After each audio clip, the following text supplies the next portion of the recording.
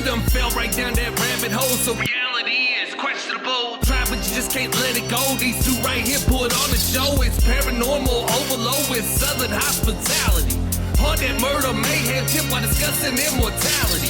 Locations with a dark past, history that comes to life. Hillbillies with a knack for everything that goes bump at night. Overthinking if you by yourself, these two will have you turning on the lights. Mixing in a little comedy to make sure it all fits in just right. Hey. Welcome to Hillbilly Horror Stories. Now here's your hosts, Jerry and Tracy Hall, and their dog Ninja. And sometimes their cat Freddy, but never the ferrets.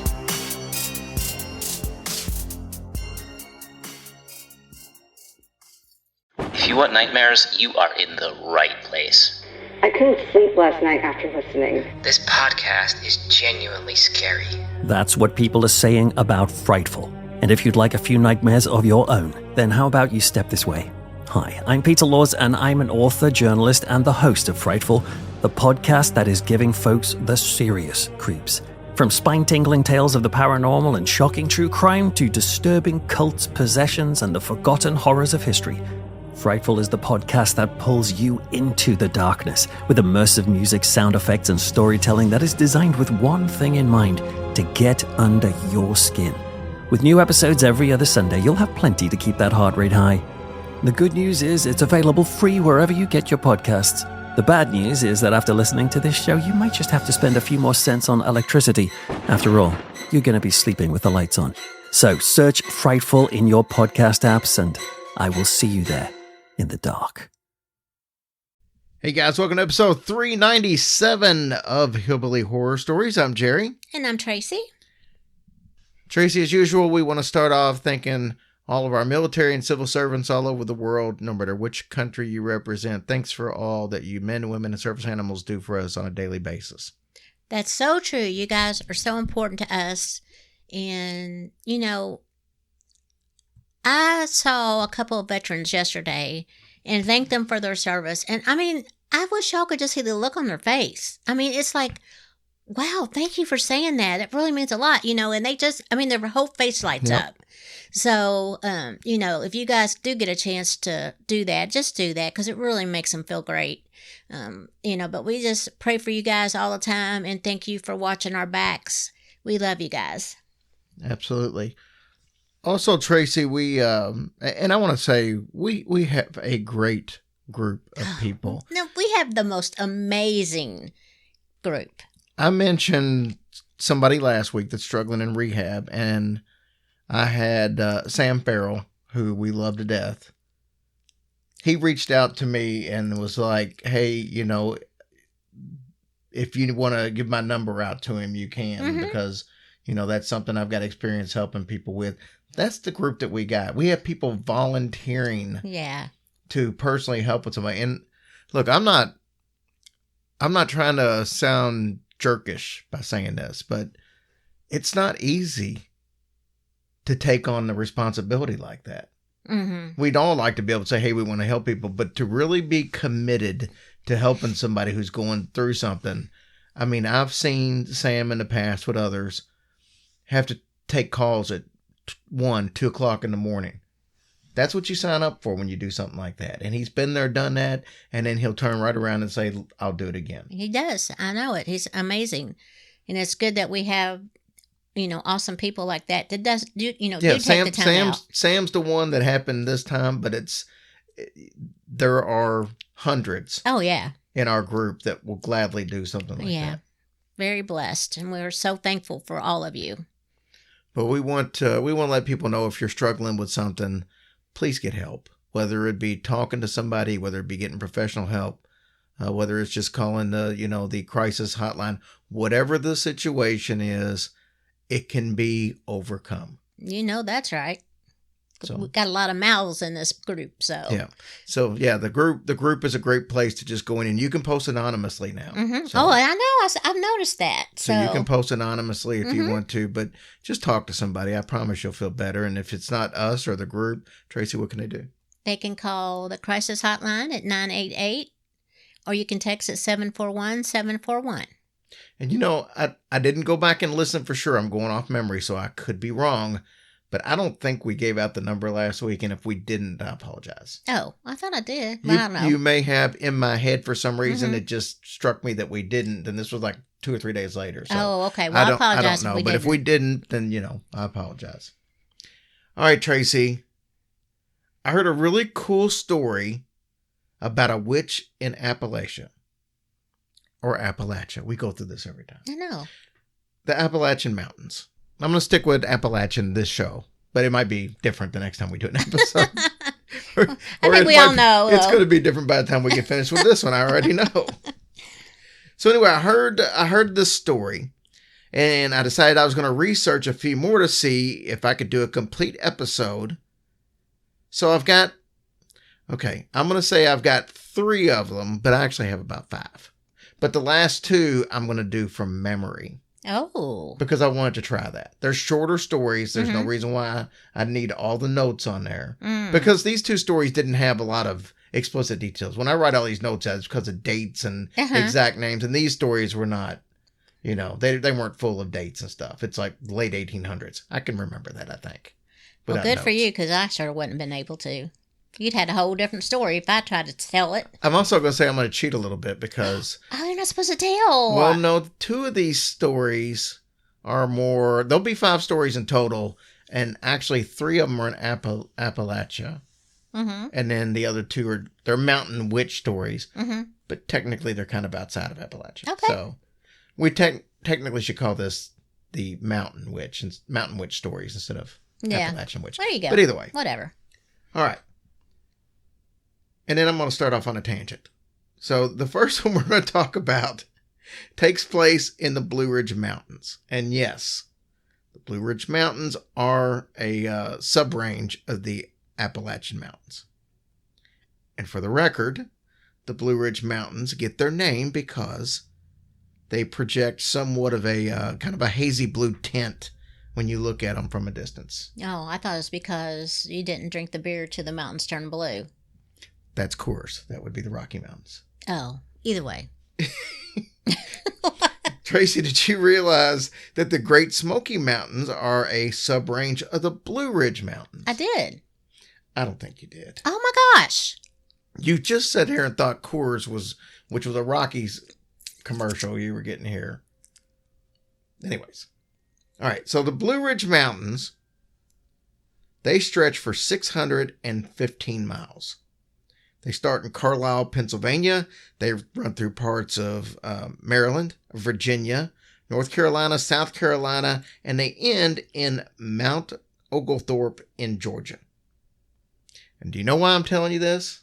No. Because if I said I knew, then you would say, no, you don't. So go ahead. Well, you don't on this one.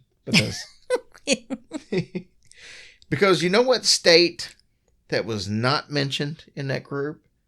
West Virginia. Well, Blue Ridge Mountains. Exactly. West Virginia. So you're still in my thunder. Step back. Nah. So the Blue Ridge Mountains are not in West Virginia. John Denver lied. You know what else is just barely in West Virginia? The Shenandoah River. Shenandoah. He must have been like drinking or something. No, I'm getting to this. At least why I think. So I'm telling you this because West Virginia's state song is Country Roads by John Denver. And I'm under the impression that song is not about the state West Virginia. He's talking about the western part of Virginia. Oh, okay. So you see what I'm saying? I do. So West Virginia, it would be like West Kentucky. It's not a state. That just sounds stupid, West Kentucky. It's right. It should be Western Virginia, but for whatever reason, he's mentioning things that really aren't in West Virginia, but they are in Virginia. So I don't know. That's just my little thing. It just aggravates me every time I hear it. But I'm sure somebody will write and say, you're wrong. You're wrong because I saw an interview with it. Whatever the case is, I'm never going to believe it. Okay. So, all right. Sorry about the tirade, but which please?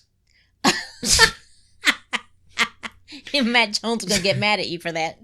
So our story first story, anyway, takes place in Fanning County, Georgia.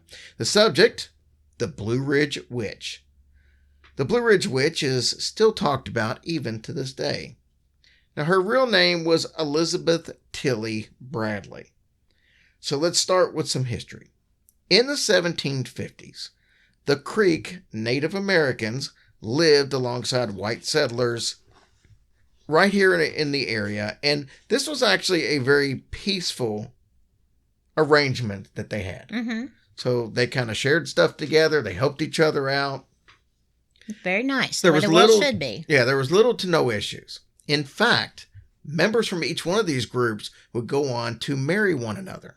So they intermingled, we will say. Two prominent mixed families would actually come from these marriages. One was the Stanley family. They invented pink cups. Stop it. The other was the Tilly family. Now, eventually, the Cherokee Native Americans would move into the area, and they weren't quite as friendly as far as being neighborly as what the Creeks were. So this made most of the Creeks and the European settlers to move away. Okay. The Stanleys resettled in an area that they named Stanley Gap. The Tillys moved a few miles further than that, in a place that they named Tilly's Bend. Okay. Now, the Tillys also established a church in 1858, and they called it Tilly Bend Church. The imagination was really flowing back then. I know, right? Well, you might as well name it after yourself. I guess. So Elizabeth Bradley was a Tilly before marrying Jason Bradley. So you follow me on that? Yes. They ended up moving to Tilly Bend. That's when Elizabeth and her husband, Jason, and their 8 children settled there. Hello, get off of her. Elizabeth was known to be a Creek witch doctor. A what? A Creek witch doctor. Oh, a creek? Yeah. Oh, okay. Creek. I thought you Native said Americans. creep. Yeah, no. No. She was both feared and respected in the community for her prowess and magical ways. She'd healed many in that town.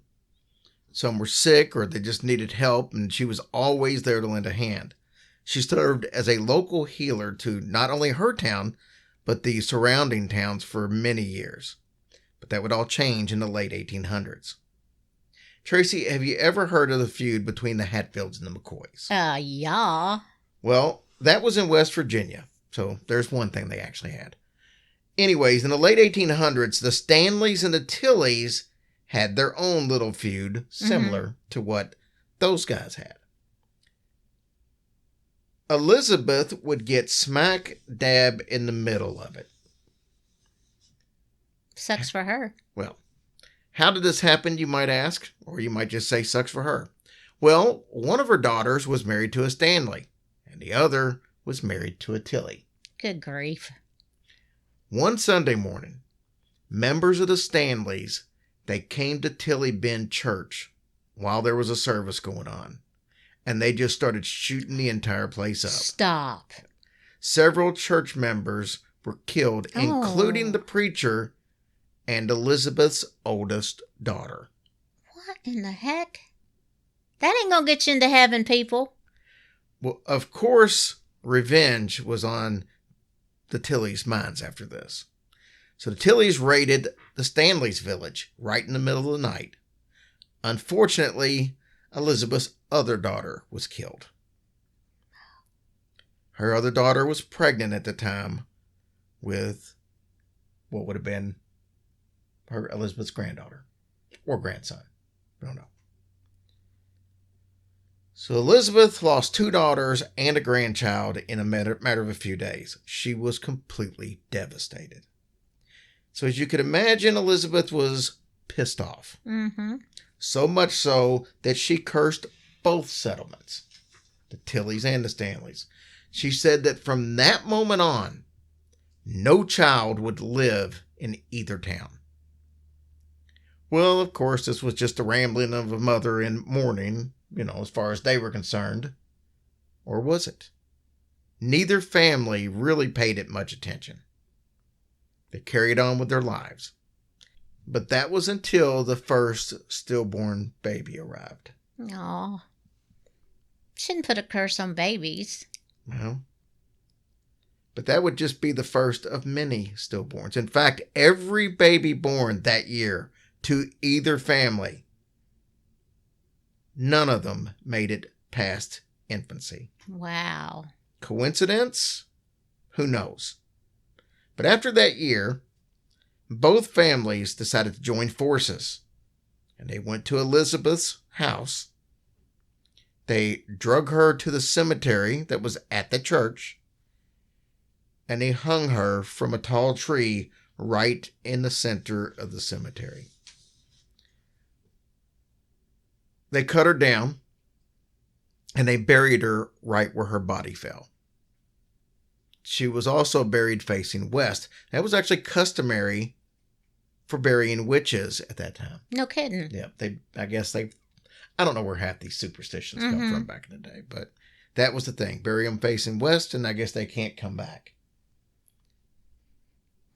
Now, before she died, she warned everyone that she would be back.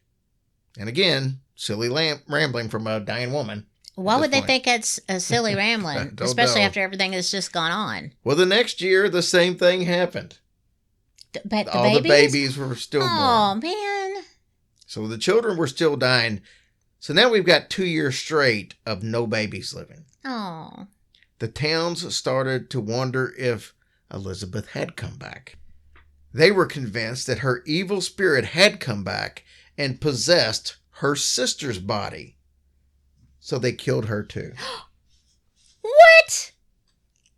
Dude, come on. That sister did...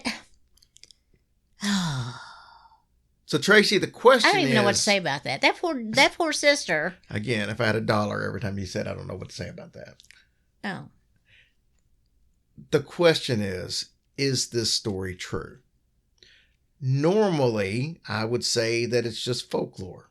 But this case at least has some evidence that it might be true or partially true. That church is still there. Oh. And it still has bullet holes in it. Yes. Ooh, I'd like to see that. And at the base of that tree that's in the center of the cemetery, Elizabeth Bradley is actually buried there. So who knows? Wow. What the heck, man? I mean, can you imagine just living back in the day? Like, they just like, well, you're a relative to a witch, so we're just going to go ahead and kill you. Yeah. I would have been like, dude, no, I'm a distant relative. They don't count. Yeah. But even though it was her sister. Dang, God, that is so scary. All right, so let's move on to our next story. It also has a Native American tie to it. So we're going to go to Natchez Trace Parkway.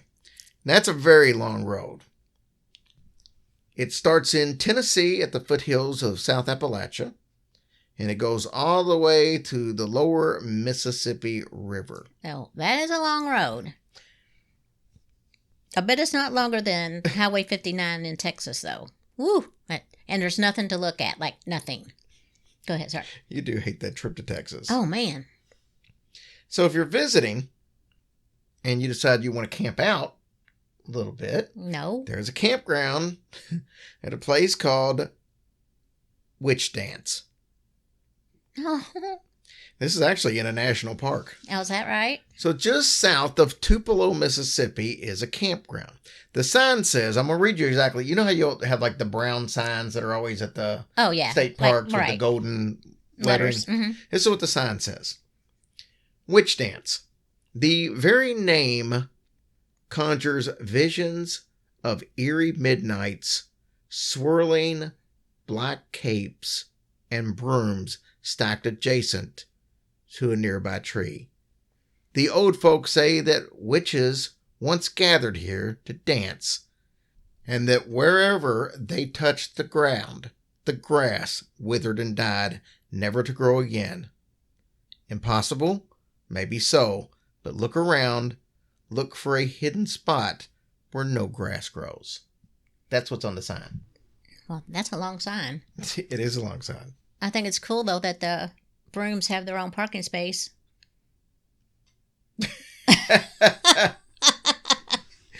All right, so that says a little bit about the legend, but I'm going to tell you the whole story.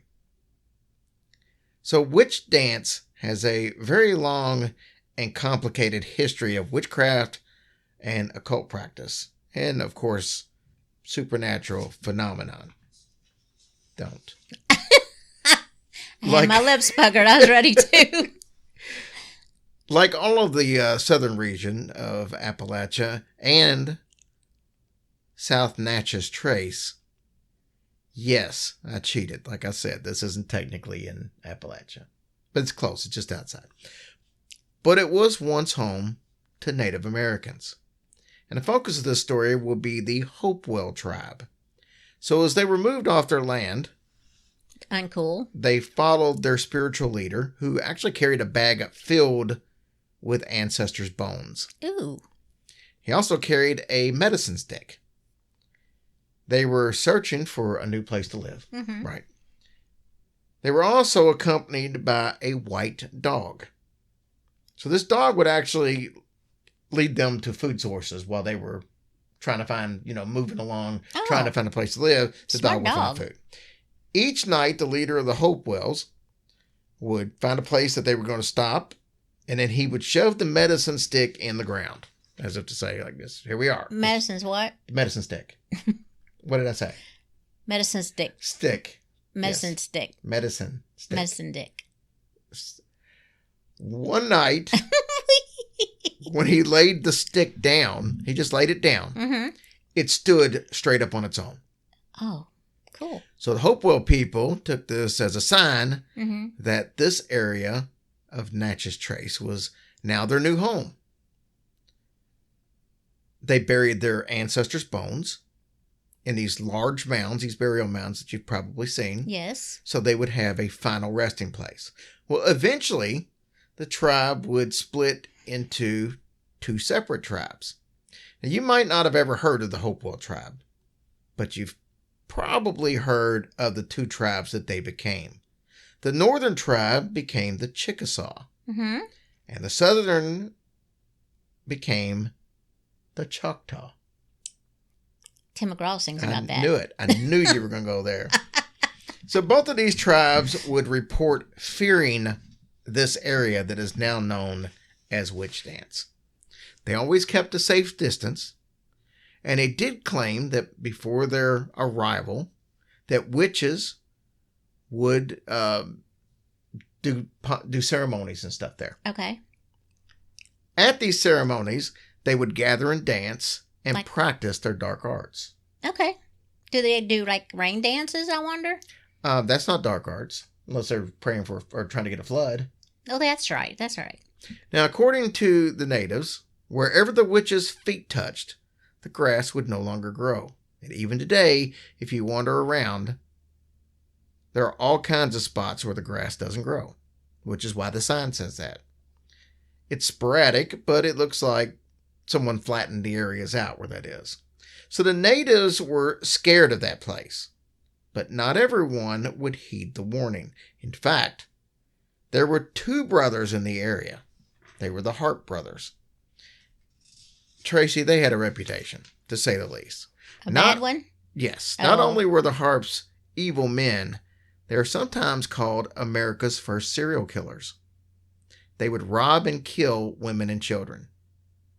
The bigger of the brothers was known as, get this, Big Harp. Ooh. On this day in question, the brothers were traveling down Natchez Trace. They came upon the area of witch dance. There, some Native American guides that were helping them warned them that the barren spots were not to be touched or messed with in any way, or there would be severe consequences. Well, he told the brothers that the witches could curse the person who taunts them, but Big Harp, being a big jerk, jumped off his horse. He started trampling one of the spots, laughing like a madman, and mocking the witches. Well, what an idiot. A few weeks later, he paid the price. He was tracked down and killed by a man that he had wronged a couple of times. He was beheaded. His head was then nailed to a tree as a symbol that justice had been served. Oh, gosh. Wow. It's then claimed that Big Harp's head was taken by a witch doctor and ground up to be used for medicine and other potions. That's gross. So what little bro do? I don't know. I don't have any info on little bro.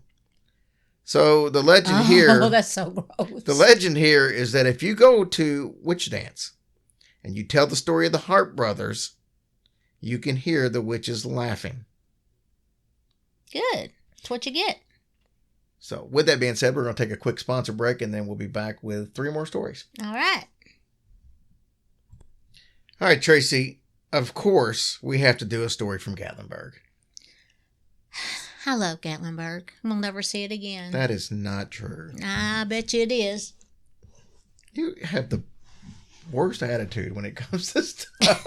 Well, I mean, we couldn't be any farther away than we are now, so. Sure we could. We could be in Miami. Well, and that's we'd be true. about 3 hours farther. All right, so actually I think Miami's farther than 3 hours from here. I think it's so. closer to like 5 hours, 6 hours. Anyways, the witch in Gatlinburg goes by many names. Old Crowface. Oh, The Smoky... that's mean. The Smoky Mountain Witch. And the Mountain Bird Mother. That's right. Where do they come up with these names? You'll see. Her most popular name, though, is the Gatlinburg Witch. Now, it's not really clear who she was or where exactly she came from. She can most often be found in the White Oak Flats Cemetery, which is where they start the ghost tours at. Oh, that's true. Or I think they finished the ghost tours there. I thought she said she could be found in the 420 building. Yeah, no kidding. She's typically seen wearing a black cloak and a bird-like mask, like the plague doctors used to wear. Yeah. She's also a nesting witch. She sits on somebody's eggs? Sort of. This means that she grows items in her body. And then, when it's time, she releases them. Like what? Well, we're getting to that. Oh, sorry. Do you think I'm going to mention that and not have something for it? Oh, I don't know. I'll make something up. All right, in this case, she uses a knife to let them loose. She's said to cut her own skin open to release crows. See how all the names are starting to make sense now? Yeah. Crow face, mountain bird woman, or mountain bird witch. I don't know, but she's a badass. So this letter dates back to the 1800s. It's from a man named Samuel. And Samuel actually wrote this letter to one of his friends, Jeremiah. And it's pretty interesting. In the letter, Samuel actually apologizes to Jeremiah for not believing Jeremiah's father when he claimed to have seen the witch. Samuel said that while he was out hunting, he ran across a woman bathing in a nearby spring. He probably thought, I wasn't expecting to find this. Sure he didn't. And of course he sat there and looked and, whatever men do when they look at naked bodies. Well, the woman stood up. She walked over to where her cloak was. She then, though, reached inside and pulled out a long blade from her cloak. Samuel watched as she cut herself several times and blackbirds poured out of her and into the night sky. Well, that's bizarre. Then she laid back in the water and bled out while she was humming a peaceful tune. So not bled out like died, but she just bled into the water. Samuel said, I was scared to death and I ran back home. He also stated that after that night, he would see her at the cemetery as she would always be watching him. Oh, so she knew he was there. Apparently. Ooh. It's a good thing she didn't go after him. Wonder why she didn't go after him. I don't know. Maybe she didn't feel the need to have to. Yeah. He got the point. Well, I mean, I'm sure her body's tired after releasing all those crows. I'm sure. All right, Tracy. Did they come out of her gut? I don't know where they came out of. I knew you were going to ask that. I have no way of knowing that. Well, you act like you know me. He said she cut herself in several places, so it could be anywhere. Wow. Very interesting. They might have flown out her butt. I don't know. All right. So I told you I had a couple of stories, and these stories are going from memory. So the first one, we're in the late 1800s in Virginia, mountains of Virginia. All right, so here's how the story goes. We're in the early 1800s, okay? That's where we always are. I know. So this woman from overseas, I believe she was from England, she moves to this little bitty small town. She's by herself. Nobody knows anything about her. She just appears one day. And she decides that, hey, I'm going to try to make friends here. Good. Well, there was one woman who, kind of became friendly with her. And she found out that she was from overseas and all this stuff. Well, she was an outsider to this little town, and most of the people didn't take kindly to outsiders. So, I mean, they get their close little knit in these little towns. Right. So, besides that woman, nobody would associate with her. Oh. And it really hurt her feelings. Well, it would hurt my feelings too. So she said, you know what? I'm going to try to get to know these people. And she would go up to the individual doors, and these people would just shut the door in her face sometimes. Aw. They wouldn't talk to her. They would snicker behind her back. And she's like, you know what? What should I do? They've got the church. And the pastor at that church, the preacher, was approximately 167 years old. He was very old. He was very old. And she thought, you know what? I'll go talk to the preacher. And when I do, that everybody else will see the preacher talking to me, and then they'll talk to me. So she sees people passing by her on the way to the church. She's kind of waiting. She gets up to the church, and the preacher's there talking to 5 or 6 of the congregation.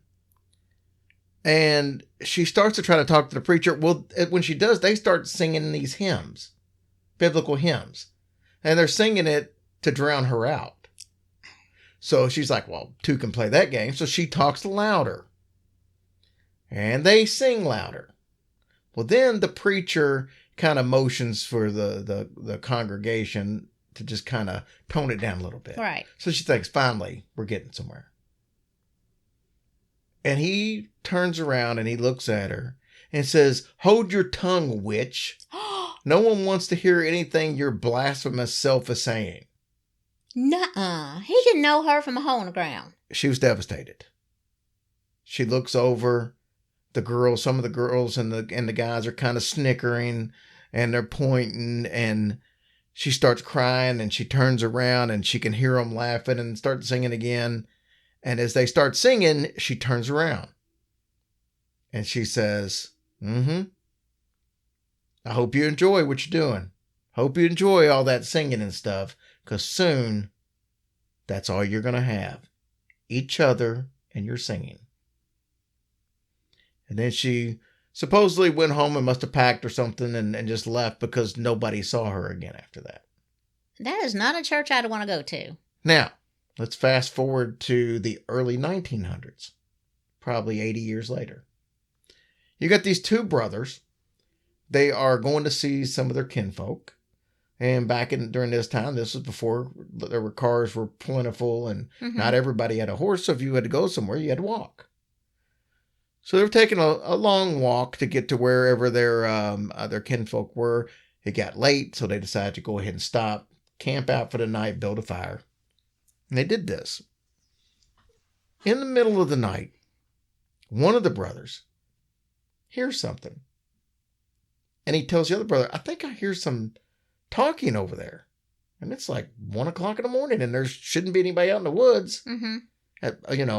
That to be doing this talking and stuff.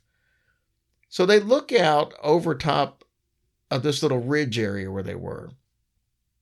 And about 100 yards away or so, they see an old dilapidated church. I mean, it is run down, falling apart. So one of the brothers, he walks over to see what the deal is because he can see there's some lights and stuff on it there. Mm-hmm. And he looks, his brother's just watching him, but he's looking in, and then he just takes off running. I mean, he's tripping over limbs, falling on the ground, getting back up and running, and he just takes off. His brother's like, I don't know what the hell happened, but hey, I'm sure he'll be back. Well, he doesn't come back. His brother didn't come back? No. So the one brother who stayed decided to go ahead and continue on to their kinfolk. And when they got there was his brother.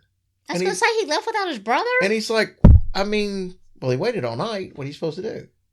Go look for him? It's a big woods, big area of forest. Just wasn't in the mood. So he said his kinfolks, he sees his brother. He's like, what in the world happened? What happened to where you just took off?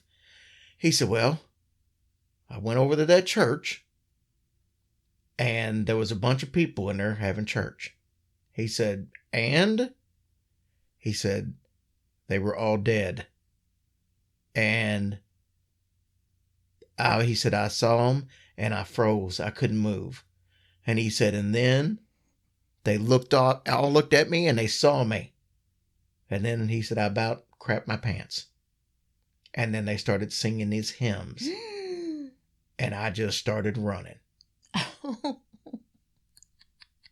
could just see all those skeletons or dead people singing the hymn. So She got him, didn't she? Yep. That is outrageous that somebody would actually treat somebody like that. You know what I'm saying? Especially like a preacher. Well, yeah, good. That's what they get. So I have another one. This actually takes place in Arkansas. This one, again, is not in the Appalachians. Okay. Appalachians. I knew I'd screwed up before. That's all right. So this one's not there, but so the story is told basically from a 12-year-old's standpoint. So this 12-year-old lived with his grandmother, and they would go walk into wherever, church, to the town or wherever, and they would always have to walk by this really old house. He said the house was kind of falling apart. It had like a little shed attached to it, and it had like a little breezeway connecting it to where you could walk to the shed back and forth without getting wet during a storm or something. And he said every time they would walk past, he would get really scared. And his grandmother would never talk about the place, but she would always stop and say, bless her heart. And so they keep walking. Well, eventually, he asked his grandmother, why are you always saying, bless her heart when we go by there, but you don't ever tell me anything? And she said, well, years ago, she did something really bad. And she said, she's lived a hard life, but everybody says she's a witch, and we just stay away from her. Well, one day, the little boy is sitting in his house, and he says, you know what? I want to go to that house and check it out. Yeah. But I can't tell my grandma. All right. So I'm just going to tell her I'm going to go out playing, and I'm going to that house. So he goes to the house. He walks in through the front gate. He goes to the shed area. As he's in the shed area, he's looking around, and then he hears something. He turns around, and it's a woman, an old woman, but she's got a face of a man. Now, I don't mean she looks like a man. I mean she's like got the face like she is cut off of a man and placed on top of hers, like Leatherface from Texas Chainsaw Massacre. Wow. Well. And she grabs his arm, and it freaks him out. Well, about that time, somebody else snatches him. It's his uncle. His uncle? His uncle. His uncle had been walking that way, walking towards their house to visit when he saw the little boy go into her house. And he grabs the boy, he yanks him, they run out of the yard, and he looks at the old woman. He says, I'm sorry. We'll never do it again. Please forgive us and take pity on us. And then he leaves. Well, then the little boy is asking the uncle, I mean, I don't understand. Grandma won't say anything. He said, okay, here's the story. Years ago, she was married. And her husband was not a good man. He would beat her. He would always have food for him, but he would let her starve on occasions. Oh, my. Didn't matter if she had food. He was always going to have food. He made moonshine, but he never sold it to make any money. He drank most of it himself. And then he would go out to the bar in town, and he would hang out with his friends and not spend any time with her. Then he'd come home drunk and just be mean to her. And one day she got tired of it. And he came home. He was drunk. He started to be mean. And she killed him. And she cut his face off. She then took his face, put it on, and she walked down to the bar to where all of his friends were and said, you guys should have the same thing happen to you. Oh, my Lanta. I mean, I can't even imagine with a... Oh, my God. That's crazy. So these guys, they call the law, Mm-hmm. and they tell them what happened. Well, they go up to investigate, but they can't find a body. They can't find a face. Of course, we're talking, early 1900s. Yeah. And the woman says, I don't know what happened. She said he went out drinking and he just never came home. And they just kind of couldn't find anything, so they never could peg anything to her. But everybody in town knew what happened, but the police never arrested her or anything. And Wait, did she have his face on? I don't think at the time the police came, she probably didn't. Oh, I was going to say, damn, that's some balls. Yeah. So that's the story on that. So then the little boy, he said that he don't know if it was the uncle's apology or what, but whenever he went by there, he didn't feel scared anymore because he felt like that maybe she knew he would never mean her any harm, and that was the end of it. That is messed up. So that's our stories on mountain witches. for the night. Wow. Boy, he got his, didn't he? Yeah. Drinking all that moonshine and not saving none for me. That's what you get. There you go. Letting her starve while he ate. Yeah, he didn't sound like a very pleasant person to be around. All right, guys, we're going to take a quick sponsor break, and then we'll be back to update you on a couple of things. All right, Tracy, first and foremost, I love you. I love you too. We got to hang out with Diane and Kelly today. We did. So much fun. From History Goes Bump. We got to go eat, and they brought us a super nice housewarming gift. They did. And we thank them very much. Yeah. Speaking of which, we have 2 live shows with History Goes Bump. And the first one is rapidly approaching. We're about a month away. Damn. That's quick. Yeah. It's the 27th of April. It's in Casadega, which is a spiritualist camp. And we're doing the show inside of the restaurant at Hotel Casadega, which is reportedly pretty haunted. And they have great food. So here's the deal. I didn't realize that how many people don't know where Casadega is, because we just been saying Casadega. Mm-hmm. So just so people know, and there's only a handful of tickets left yet. So if you're going to get them, you want to go to our website and snag them fast. But Casadega is about 20 minutes from Daytona Beach and about 30 minutes from Orlando. Nice. And you don't have to stay at the hotel. I don't even know if they've got rooms available for that night, but you can try. But the point is, make a weekend out of it. Come down, go to the show on Saturday. It's an early show, 12 to 3. And then you got the rest of the night to either go to Orlando or go to Daytona, or St. Augustine is literally an hour and a half. About an hour and a half from there. So there are so much stuff that you can do when you come down that weekend. But we've never really mentioned how close Casadega was to all the big stuff that you could do in the area. Yeah, it's great. We hope to see you guys there. And yeah, like you said, there's a lot of stuff to do. Oh my gosh, you just can come down here and have the best weekend ever. And like I said, so what we can do is after the show, anybody who wants to go up and see the witch's chair, the devil's chair, which is 2 minutes up the road, 3 minutes up the road at that little cemetery. We can go up there and all do that together. Nice. So that would be kind of cool. And that'd be obviously just included with the ticket. We'll just all go over together. Mm-hmm. But yeah, I it's don't going to know be if a they'll all blast. fit in our car, though. Yeah, we'll probably have to drive separately.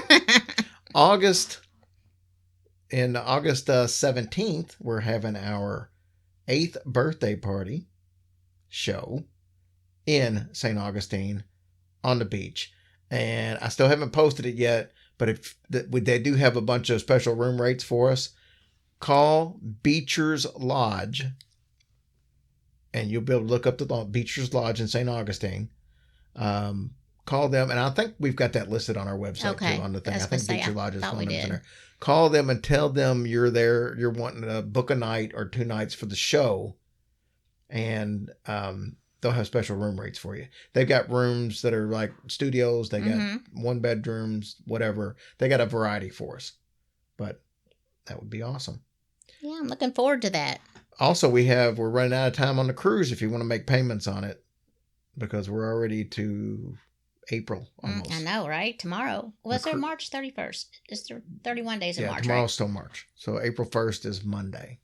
Yeah, guys, come on. We want to have a whole bunch of people on the cruise. We had such a blast the last time, and, just got to meet so many people we know through the show or whatever, but not had met them in person. So we had so much fun, and we hope you guys will come join us. This one's a 5-day cruise instead of a 4-day. It's leaving out of Galveston, so it's centrally located.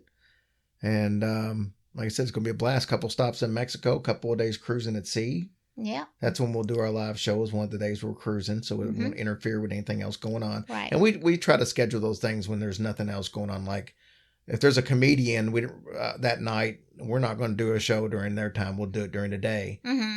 And that way you get a chance to we do have everything. the Ohio boys, so they're pretty comedic. Is that a word? This is true. Yeah. Comedic is a word.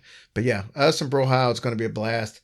Go to our website, hillbillyhorrorstories.com. There's a whole tab that's nothing but the cruise. It's videos of what each room looks like. So if you're not sure which room, there's complete videos showing you all that. There's a video that shows you the actual ship and everything they got going on, which it is Mariner of the Seas. Is that different than what we had yes, last? It's a different ship. So it's going to be a blast, but there you go. So that's what we got for you tonight. We are completely done with this episode. We are. I would like to mention that we had some reviews this week, and we so appreciate you guys. Mojo Lobster, you never let us down, sweetheart. We appreciate you so much. Kay Cummins and Jason B., same for you guys. You always come through. And all of you all that have left a review, thank you from the bottom of our hearts, because that's really, it's working. It's helped boosting us up, so people can see us quicker and things like that. So thank you so much. And we had Julie Scott was our Patreon this week.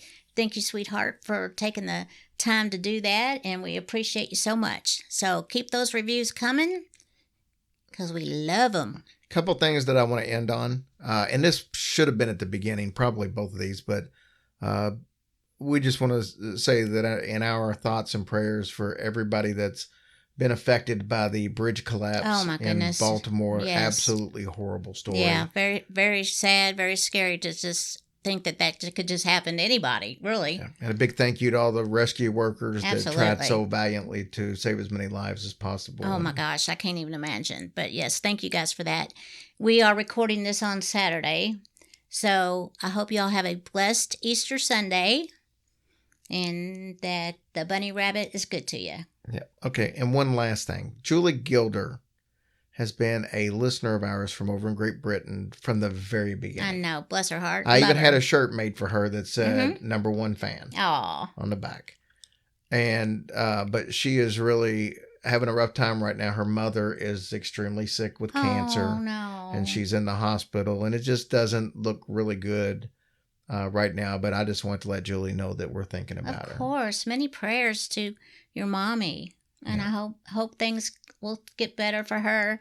And if you need to talk to anybody, or me or Jerry, please feel free to call us, because you are a girl and we love you so much. Absolutely.